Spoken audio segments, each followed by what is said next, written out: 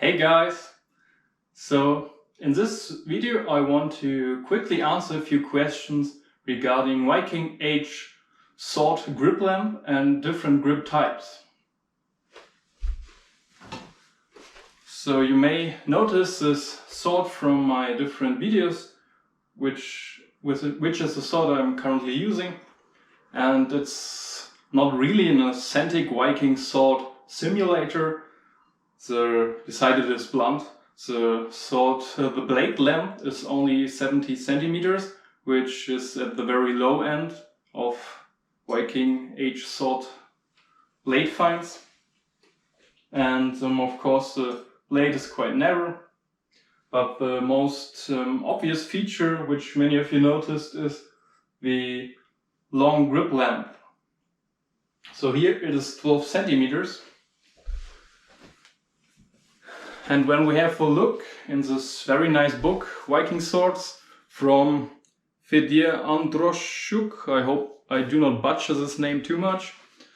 It's worth reading. It contains a very good typology of Viking Age swords, speaks about scabbards, the production locations, and so on. Has a catalog about Swedish swords. You can purchase it from Tomasz Lazati. I put a link in the description of the book and of the seller.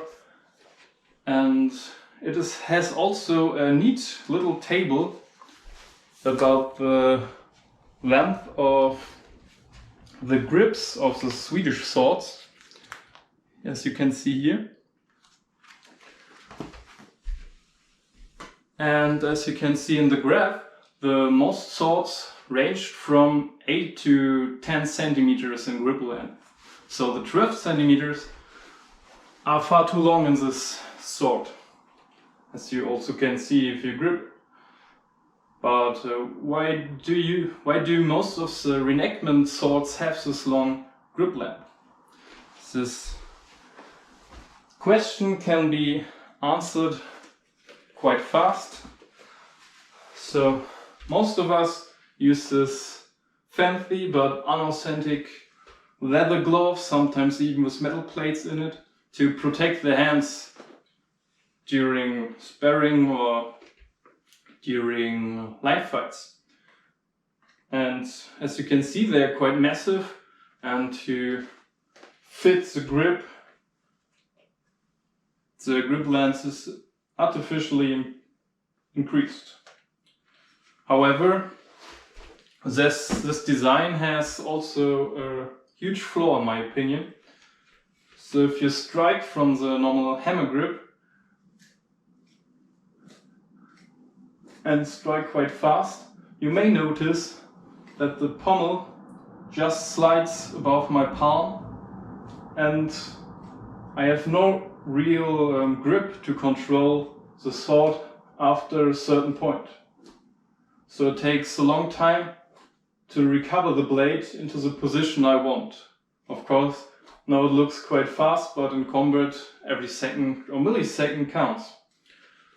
So if we now have a look at this arming sword, which has an 8 centimeter long grip, which is a bit too short for me. I think I should go with 9.5 centimeters. I was just experimenting.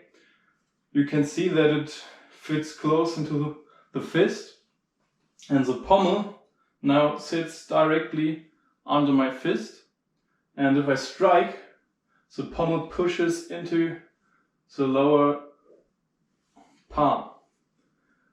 In this way I can precisely control where the sword and especially the point is stopping, so I have a very good control of the weapon movement. And it also increases the feeling of where my sword is right now without looking at it. And there is also another advantage which I really like. I often change from hammer grip to pistol grip, especially when I'm thrusting. And it really helps when the pommel lies in the palm of the hand and you have this quite narrow grip. You can increase your range a bit, and it's also great for a weak binding to maneuver in the bind. Hope you can see the point. So that are the advantages of this short grip. Of course, with this massive glove, it doesn't fit so well, but in my opinion, I'm not sure why so many people chose to get a long grip, but I still can handle this quite good. So you should think about if you go with the short grip length.